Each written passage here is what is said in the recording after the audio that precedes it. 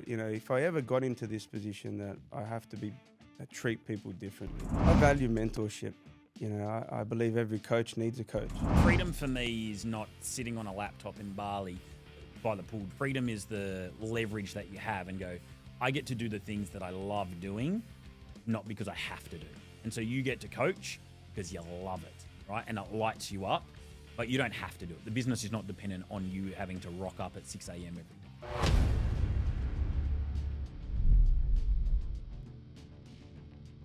Well, welcome to Profit Made Simple. Today we have a very special guest, Ben Ilacqua from Shadow Fitness Club. Welcome.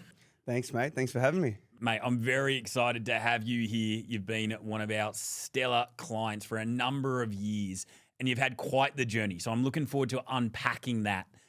I want to ask you to kick things off. Right now, Shadow Fitness Club is a phenomenal business. You bought your dream building. You designed it so it matched your vision to be just a world leader in fitness and martial art delivery. Does it feel surreal? It does, mate. There's often times late at night when you're closing the gym, and I do have to pinch myself. I do try and stop and take a moment there and really reflect on the journey that it's been over the last 5 to 6 years in building this gym. It's absolutely extraordinary what you have built. I want to acknowledge that, because there's not many people that would have the courage, would have the vision to go and you purchase the building off the plan and you designed it so it could have everything needed to support your community. No, I appreciate it, mate. It's a hard slog, but we love what we do, and I think when your passion drives you like that, it really takes you in the right direction. Now, let's take a step back, because that's now. That's 2025. It hasn't always been this way. Let's go back to 2019. What was your original vision there and then for the business itself? I think I was very fortunate that I was involved in other businesses before the gym. So leading into it, I always had this grand plan that I was going to be in this particular facility one day. But what we did, we made the choice very early on to start small. You need to crawl before you run. And I acknowledged that very early on. So we took on a space that was about 100 square meters. It was really small, a select number of clients at that point, just to find out, what our area needed in terms of training, in terms of, relationship building, culture, community, all the things that go into building, a big center. We did it in a smaller scale. So the vision always was to grow to something to what we are. But we definitely wanted to start at a smaller scale. Yeah, I absolutely love that. So whilst you had this grand vision, you knew that there had to be stepping stones along the way. And so you had a more of a lean startup model, which enabled you to learn a lot about your community, your clients, what they need. Yeah. And then you could obviously take that and then transfer that into the grander vision itself. Yeah, while I was involved in other businesses, running a gym and a fitness center is different. You're dealing with people, you've got to build the leadership skills in order to play all the hats. You're doing the marketing, you're running the gym floor, you're taking the classes, you're the cleaner, you just play everything. So I wanted to navigate through first what those roles look like. So that's why we started where we did. Megan, my wife, who's my business partner, was also heavily pregnant when I decided to open the gym. So she wasn't all for it at that point, given that she wanted to be a mother and true to that. So, I agreed with her that we were going to, take our time with it and really build into what it is today. I love that. I love that story. Now, I want to ask you, you said it's different to the other businesses that you ran. In what way has it been different to the other businesses that you've operated? Yeah, so I'm a painter by trade. So, I paint houses. I was painting commercial properties. So painting is very transactional. You meet the client, you do your quote, you win the project, you prepare, you paint, you finish, you invoice, you leave. And while I enjoyed that part of, the trade, dealing with people on a day-to-day basis was new to me. I had been involved, I've always been involved in martial arts and the gym space. But, I think that the landscape of dealing with people has changed, and you got to understand human behavior and how to treat clients. Not everybody needs that, head to water mentality. Some need the pat on the back. Some need the cuddle. Some need, so I really wanted to do that justice. I wanted to understand, what they needed from a fitness coach, because to be a holistic coach, you almost have to be a life coach and a mentor and all the things that we are now. So again, I wanted to be true to the industry coming in. I didn't want to take on a big center and a big site. I saw local gyms in the area were coming into the game and then after some time falling over, and I thought there's got to be something we do differently here. We weren't a franchise. We didn't get involved in a franchise. It was a family-run business. So we had to make all the errors first, right? From the merchandise to the wrong sizes, to the colors, to the logo, to the naming of the classes, to the changing of the brand. I needed to learn and understand what that was. Now, it was a courageous decision even just to start the business, because you had a stable business in the painting industry. Megan's pregnant, and then you're starting a whole brand new business on top of that. What was the catalyst? What was the driver? Why did you want to do this? In painting, very much so, it's about the actual preparation of the project and then the transformation. I could go into a little old home and turn this thing into life. And very quickly I thought, okay, this is what I love about my trade. I love the fact that, with the right prep work, with the foundations laid and the patching of the walls and the, no more gapping of the skirting boards and all this, I can bring this home to life. And that's what we loved about the gym. I love the fact that people will come broken. They would come, with all these issues and have a reason for being there. And with a little bit of influence from me and the coaches, we can transform people. So we were built by transformation. And, I think that's what I fell in love with. And I'm still involved in the paint industry because I love it for that reason. And the gym now has taken off, to great heights because all my coaches are built by that, I love that. So the core driver, the underlying motivator is transformation. Yeah. And that's what gets you up, what gets you throwing the doona off in the morning. If it's transformation of a property or if it's transformation of a body, of a mind, of a soul through fitness and martial arts. Definitely. People have changed their lives in our gym, and that's what is the passion for us. It's not about the physical attributes. I mean, that's a byproduct of what they get when they come. But, the mental clarity, the decision making, the relationship building, there's all these things that build a great gym to me. So, we've slowly worked on these things over the years to nail the community that we have. And we at our gym, it's known in the area for having such a strong community. Yeah, I want to get back to that. But before we do so, early days, you've talked about some of the kind of challenges, mistakes that you made. What were some of the big ones that you made in retrospect? How much time do we have? We've done them all. We've done them all. We truly have. I think when you don't have a franchise involved, you're making all of the decisions. What time do you open? What time do you close? The colors on the wall, the colors on the floor, the type of flooring. No one gave us any rule or guidance.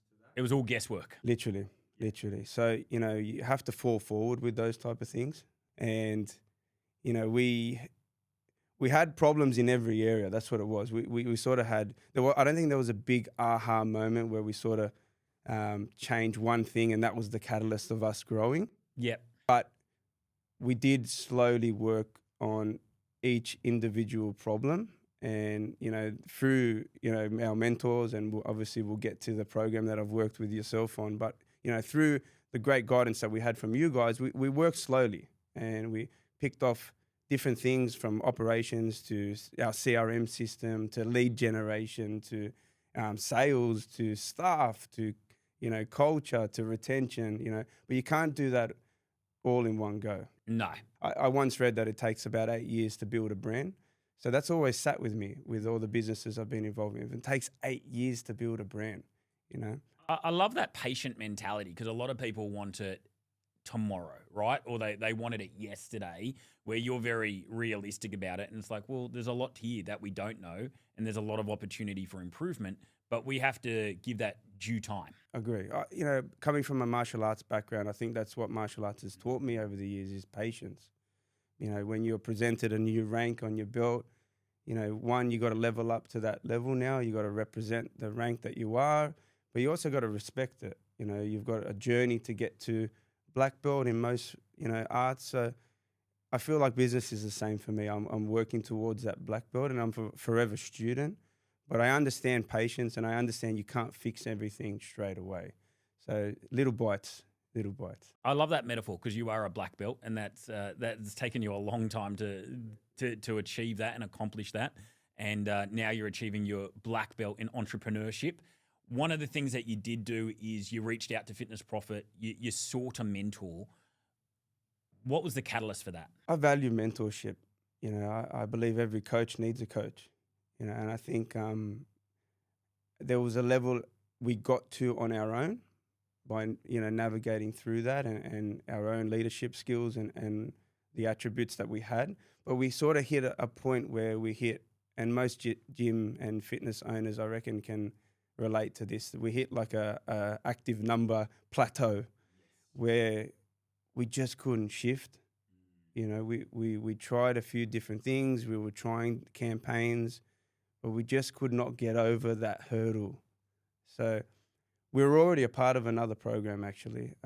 Again, I value mentorship. I've spent, you know, thousands of dollars over the years on courses and, you know, coaching and seminars and you know, all the things you do as trying to level up.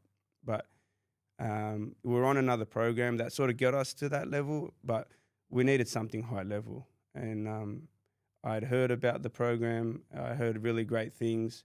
I actually went to a local gym that was a part of the program, and I asked for her feedback, actually, and she was kind enough to actually give me that feedback, and she was honest and positive about it. She's actually, her kids train with me at the moment in boxing, so incredible how we all collab. I love it. Yeah, because you guys aren't even that far away. We're talking about Nadine and BU Functional Fitness. Yeah, she's a legend. She's 2 streets away from me. I see her often in the gym. I share her stuff. I follow her stuff. We built a Facebook community group together where we strategically share each other's stuff, and I'm all about that, you know, to collab. But you know, I went to Nadine and I asked for her feedback, and she had really positive comments on you guys. So we took the plummet, and it was one of the greatest decisions that we made. You know, it allowed us to sort of start to work on the bottleneck problem slowly, you know, and I think working with Jen and your team, we just broke it all back down to level 1 again at this point. You know, we're a couple of years into the business, you know, and most business owners don't want to be told what to do either. I think they've got to change their mindset, but, you know, we had to strip back who we are and almost start again, and we did. Rebuild those foundations. Yeah, and it's amazing when you do that and you go back to the beginning, what you can learn again. We just leveled in a new partner to the business because we were on this scaling model and a succession plan for Megan and I life after the gym.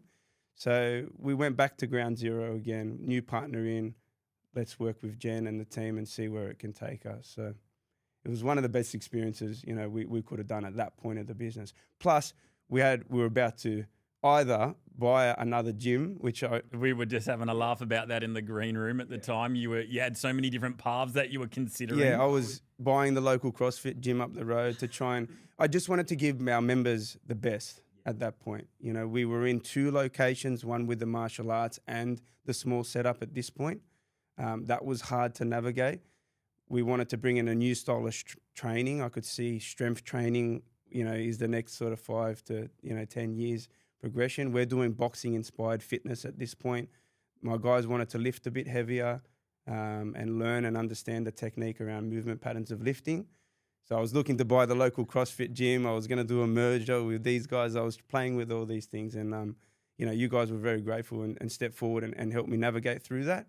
And in the end, we decided to go back to the original plan, which was to buy a bigger factory, purchase the factory, and go on the journey that we have.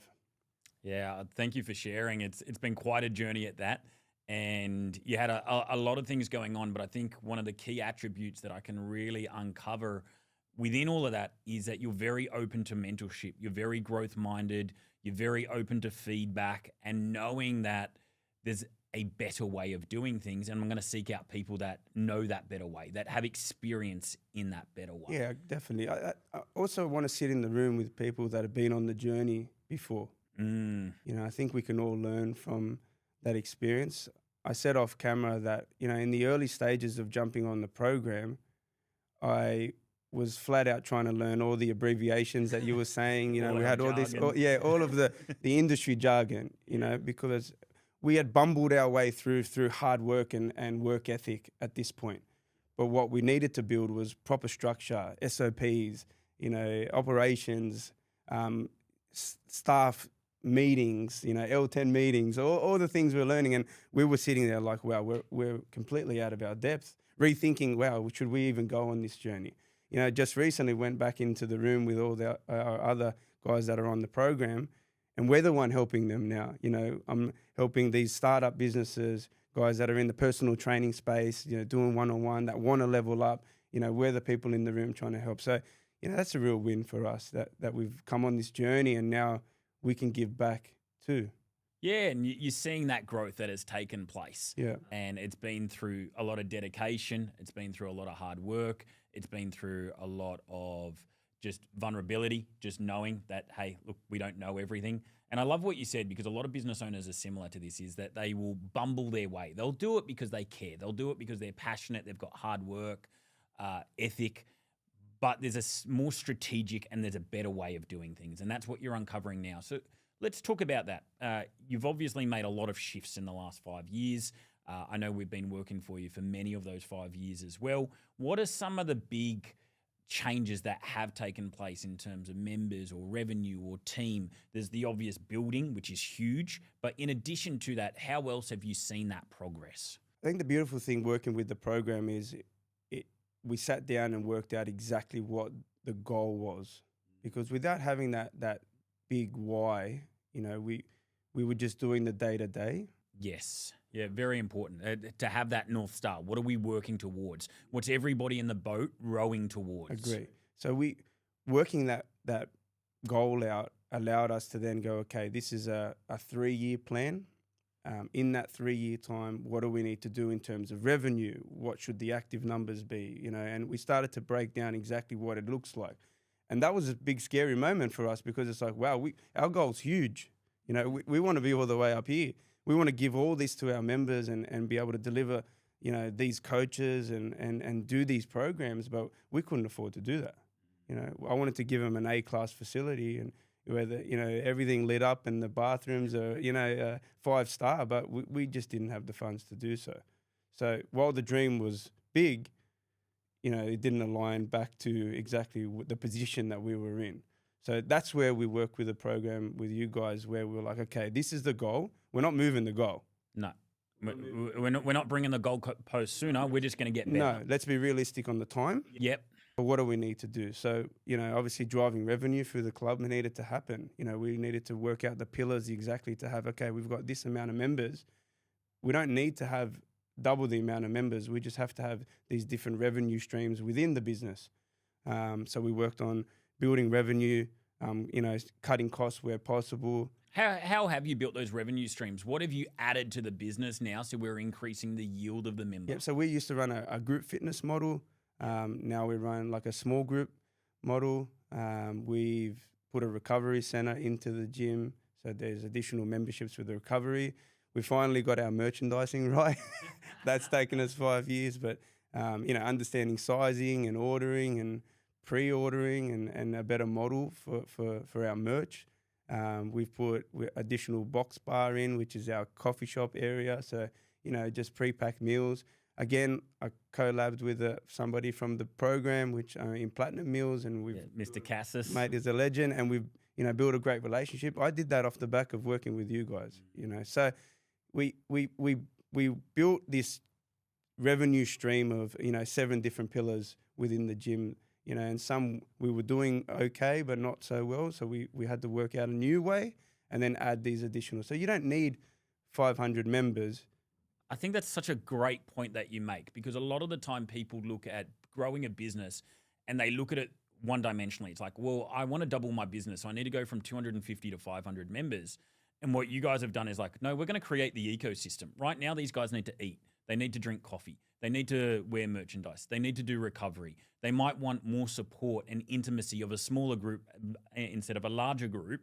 And now you have these 7 different revenue layers. Doesn't mean you need to go to 250 to 500. You might only need to go to 250 to 350, and it's much easier to run because we've got less clients paying more money. Agree. And we also tried to go multi-site. I think a lot of gym owners think that, okay, we need to have 2 or 3 or 4 centers. So we went to multi-site where we took our martial arts outside of the center that we had. And that created more challenge. Absolutely. It also created a difficult time in my family life too. I've got 2 kids that are the love of my life, 7 and 5 years old. They need their father around. Having 2 sites meant that, I was never home. Double the rent, double the travel, all the logistics that come with that. Yeah. So, again, some of it we learned the hard way. Some of it we learned the hard way. And but I think the ultimate change and shift coming to your program was, here's what we need to get to. Let's tick off the layers here, like it's unpacking the onion slowly. And we did. We broke off layer by layer, and we were diligent students at that point. And we really tried our best in being forthcoming with the program and following all the steps that our coaches told us to do. And we doubled our revenue. We actually put another 100 members into the studio, which is fantastic. We built our revenue streams, and we doubled down on saving money in order to get us the cash and put some cash flow to put it back into the business. So we just took every dollar and dumped it in, and then some. Mate, it's incredible. It's phenomenal to see where the business is at right now. I want to ask about you and how your role has changed in the business, because we've heard how the business itself has changed dramatically. But as a leader, how have you evolved, and how has your role within the business changed? It's a good question. Always, because I've been involved in sports, martial arts and all other team sports, I've always tried to play that captain mentality, and always wanted to be the captain of the team as a kid. I remember I always put my hand up first for certain things. So I enjoy being in that space, and really getting my team huddle around and aligning where the mission is. So business has been, for me, a really great stepping stone outside of sport, because I got to take that leadership role and really be the CEO of the company or companies that I'm involved in. So for many reasons, it's been kind of special. I play a leadership role within my staff, and I'm influencing some of the younger staff to have that sort of, whether it's entrepreneurial spirit. So it's been nice in that respect, helping these young guys that I didn't get a leg up, to any of this. No one gave me a handout or, a silver plate or anything, So it's nice now to influence from a leadership perspective. I've got to be better. I've got to always be better, right? I've got to be 1% better every day. That's our mentality. So, I've got to continually self-develop myself. So I'm investing in that. Even more so this year, I really wanted to go double down on who I was and what my mission was as a leader. So, yeah, it keeps me on my toes, being the leader of the company. But it's not something I take for granted, and I enjoy helping the team. I want them to know that we care about them and we love them, and they're part of our extended family. And our team, and I dare say they would say the same if they were on the mic today, that they feel a part of our family, and that's important to us. I come from an Italian background where family is everything for us, so I try to bring that into our companies.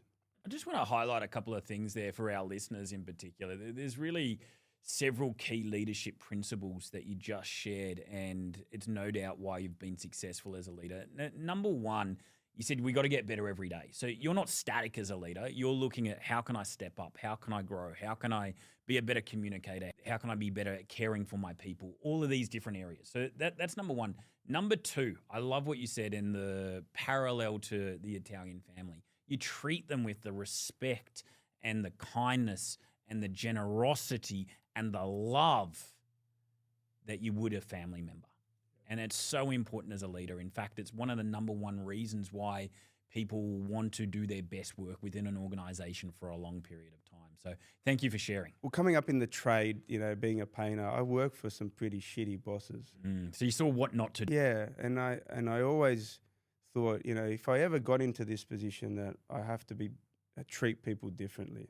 If I want people to jump in the boat and row in the same direction, then I have to be at the front of the boat, rowing too. Absolutely. Yeah, you got to lead by example. Yeah, so I've always tried to do that. And I think that's why, now we have the best coaching staff we've ever had right now. Yeah, you were saying in the green room, you said the team is just unstoppable. Proud of them, so proud of them. We've really, and we've had to filter through a few too. We had some tough conversations there. Again, with Jen, she'll laugh when she hears this, because we definitely had to have some tough conversations, holding on to some that we knew weren't rowing in the right direction, didn't align to the goals and the values and the standards that we were trying to set in moving to a 5-star gym. Because you can have it doesn't matter about, like, our gym's very fancy, lights, music, everything's, every step of that, we navigated through to make sure the experience of the gym was A class, like something that they hadn't seen in Western Sydney before. So, that means nothing if the coaches aren't aligned to your standards, your mission, so we had to really get the right people. And I'm really proud of my group right now, like from strength training to Pilates to boxing-inspired fitness to our boxing technical classes. We run martial arts. We run Brazilian jiu-jitsu. Like, we have the best of the best in our area. So it's proud for that CEO level to step back. And that's why I say I pinch myself every day now. I've got to really stay present in the moment. I think it's a really clear, very important point that you just made is you can have the most beautiful space in the world, but the team is still going to be just an integral part of the customer experience.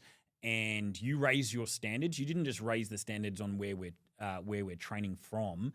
You raise the standards of who we are as a business, what our philosophies are going to be, and what our expectations are. And when you do so, staff members will either raise up to those standards or they will opt out. And right now, you've got a whole bunch of team members that are raising up.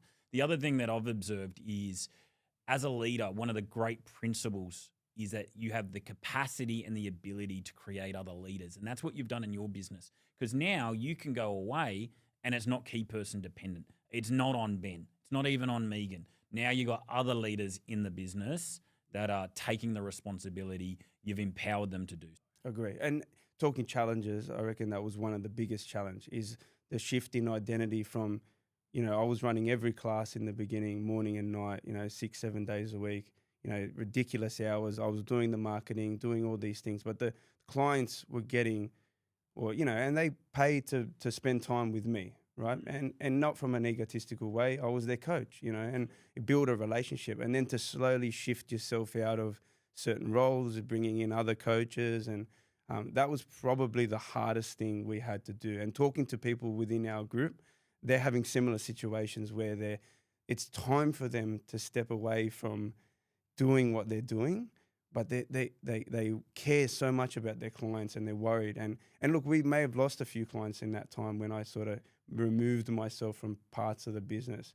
But now I get to pick and choose which classes I want to teach. And I still get on the floor and coach. I actually love it. I'm the cover man. If the guys are off, I jump in and the clients know and they, roll in on those classes. I get full classes.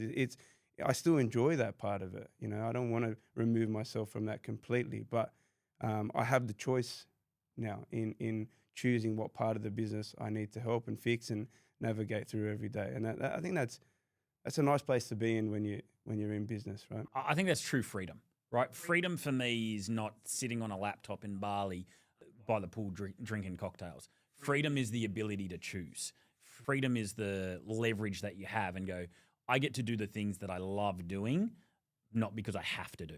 And so you get to coach because you love it, right? And it lights you up, but you don't have to do it. The business is not dependent on you having to rock up at 6 a.m. every day. Yeah.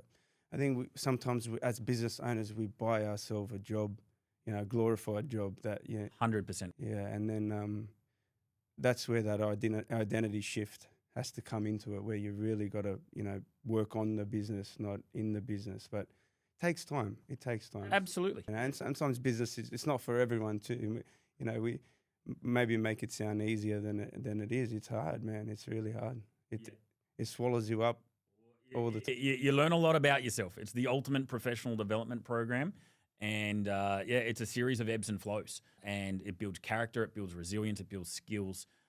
And for those that are more successful at it, like yourself, it's not that you have less challenges. In fact, your challenges are of a larger magnitude now because you've got a bigger business. You can just navigate the stress and you've built resilience where you can get back to baseline when the shit hits the fan quicker. And that's the testament of a really good business owner. Now, I want to switch gears a little bit and talk about some of the things that you do particularly well within your business. And I want to talk about community. You've mentioned it a few times.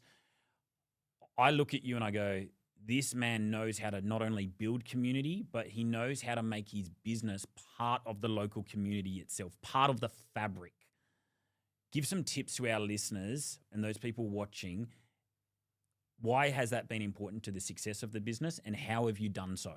Again, I think back to, I come from a martial arts background, and martial arts, has taught me so much around, the brotherhood, the sisterhood, putting that uniform on.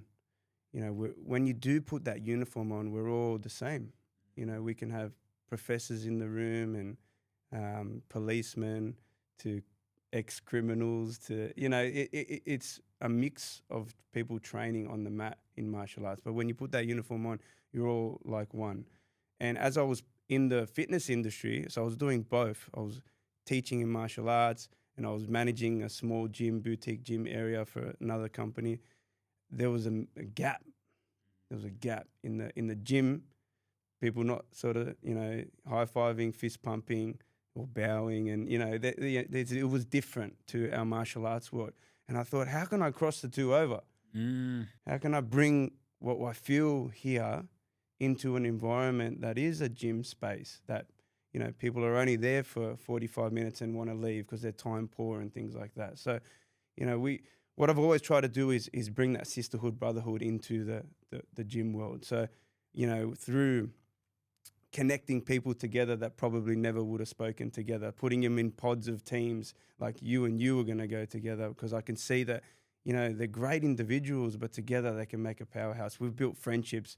We've built some relationships as marriages happen through the gym. I mean, I have to get over that. That happens sometimes because when it goes bad, it's really bad, but it also can be great. And we've had some great, relationships built, some great long-term friendships, friends that wouldn't have joined together unless I've, strategically placed these people. So through challenges, through charity events, I think charity events are the best, man, for the gym. Yeah. You never watch your gym go to bat when they know that they're doing it for a cause like that.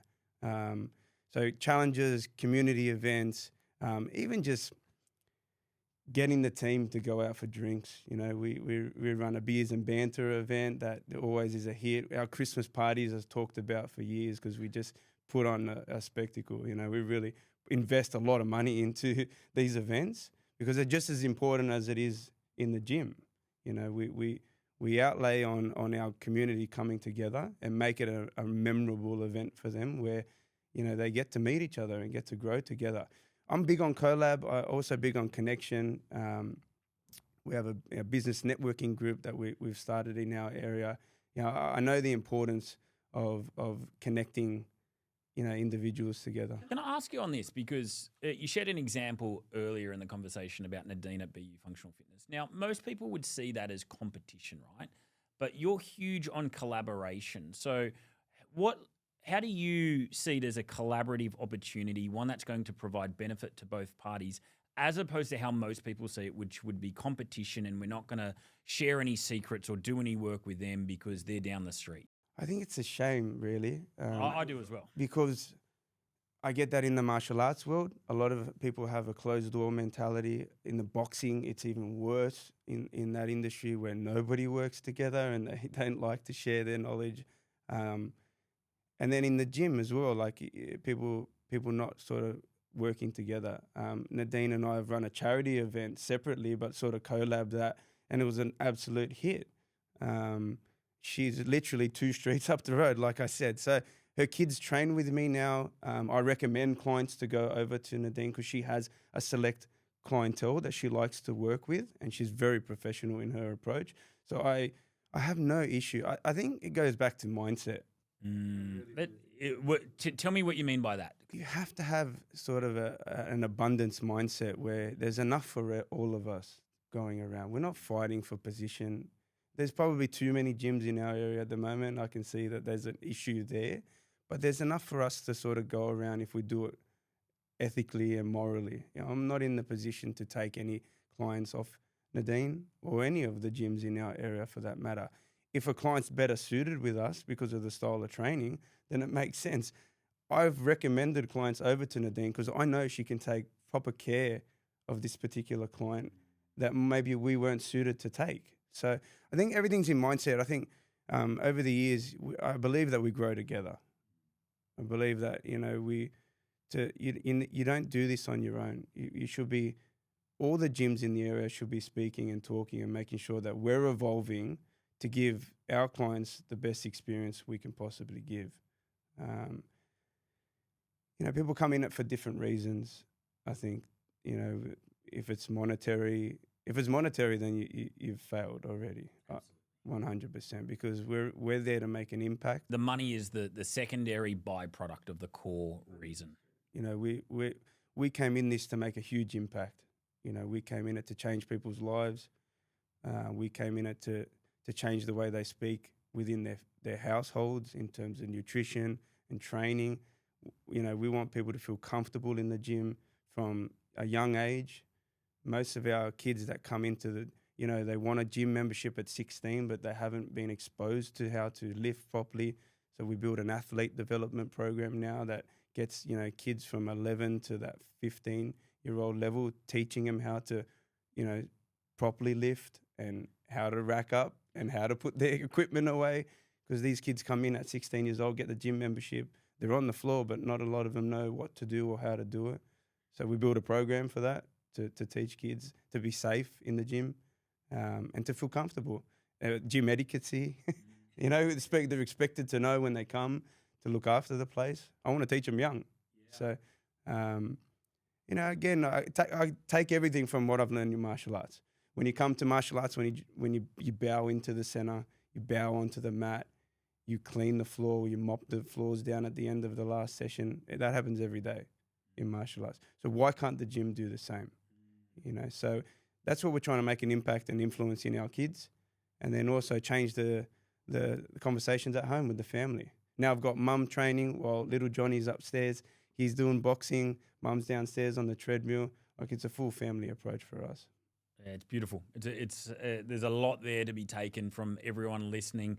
I think the key component you hit on it is the abundance. You're not trying to hold on tight. You're not scarce. You're not fearful. There's enough for everybody. We're here to make an impact, and we can all do so, and we can actually do more together than we can on our own.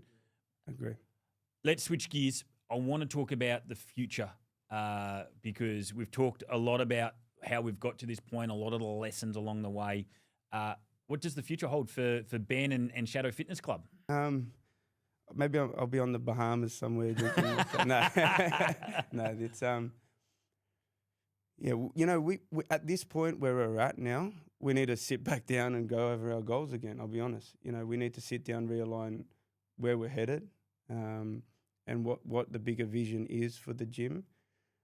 What I would like to continue is our systems being impeccable. I really want to double down at this point and make sure that the process from, a new client coming in to their experience over the next 28 days with us is just like second to none. So I'm thinking, again, through leadership level, I'm thinking that that's where the bottleneck is for us now. I want, again, A-class facility, A-class trainers. The programs themselves are fantastic, that we're running. So everything's great on that part, but I want to double down on that first experience in the gym. So I think, again, when you ask me what the future is, that's where I'm at right now. It's maybe not, 12 months down the track. I'm in the now. I want to fix it now. I want to make sure that when someone walks into the gym, even if they, after the 28 days, I've changed their life in a short way, through the experience of maybe they go to another gym and train, but I've got them on that journey through the trial program. So that's what we're looking at. Future, look, I've got 2 kids too, The beautiful thing at the moment is I can get to my son's soccer games on the weekend.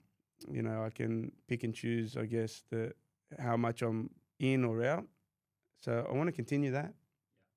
I want to be a good father. I know that's not gym related, but it's very important because quite often people will isolate their business goals from their personal goals and what's important.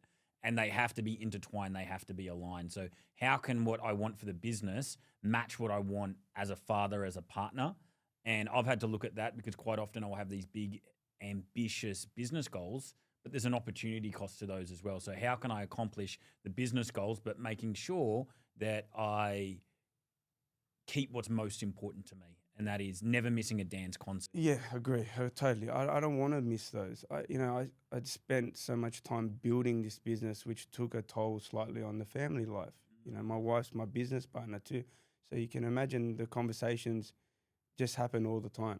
When she's on, I got to get on. And when I'm on, we just have to keep going and pushing because we want the best for the gym. So we're at a nice position at the moment where the conversations change over the dinner table, where it's about the family and how happy we are and grateful we are. So I want to keep doing that. So if you ask me what I want right now, that's what I want. I want to be a good family man, good father. That's the first and foremost. Beautiful. Now, you don't get to leave this interview without answering our big guest question. So it's a question that we like to ask everybody, and it's a biggie. It's what is the best piece of advice you have ever been given or received? No. It's always a challenging one because there's no doubt you've heard lots of remarkable advice. Look, I've been surrounded, very grateful for that, for having some great coaches over the years and great mentors, and each of them have made an impact in different ways. So, I respectfully will say that probably the advice from my father, and before he was about to go, he actually said, Ben, don't count the days, make the days count. And I think if I had to give myself some advice at a younger me, probably just to be a little bit more present. Like I was trying to probably grow up too quickly all the time. I got into business quite early, so I had to be that guy all the time. That's probably why I'm a little bit of a big kid now still. I still like to have a bit of fun and whatever because I just want to enjoy me, and not be that guy all the time. But probably from my father, man. He was a great guy himself and a very he'd always give good advice. But yeah, just to be present in the moment, I reckon that's the goal. That is remarkable advice. Make the days count. That is beautiful advice from your dad. You can definitely see that you've taken that on board and that you're a great example of him and his teaching. People will want to connect with you, see what you're doing because you are doing some remarkable things. The business is doing some remarkable things. How can they do so, mate? They can reach out to us at Shadow Fitness Club on Instagram, on Facebook. You can reach out to me personally. I'm moving into a life coaching role at the moment. I guess that's the trajectory of a coach. You have to play all these hats, and I've been coaching a few people on a personal level. So you can reach me at ben@ilacqua.com.au. So, but yeah, feel free to reach out. Feel free to connect. I love a good conversation. I love a good chat. So I'm appreciative for today and having me on. It's been an absolute pleasure. I've thoroughly enjoyed the conversation, learned a lot as well. And I just want to acknowledge you. Thank you for being so growth-minded. Thank you for being such a great leader within our community. And thank you for being so generous with your wisdom and your time. It's been a wonderful episode of Profit Made Simple. I hope you've enjoyed it. If you have done so, if you've got some value, make sure that you do all the things. You like us, you subscribe to us, you review us, and you share us. It's through this podcast that we can transform more people's lives so they can have more income, more impact, and more freedom. And that's what we want for every business owner out there. Thanks, guys.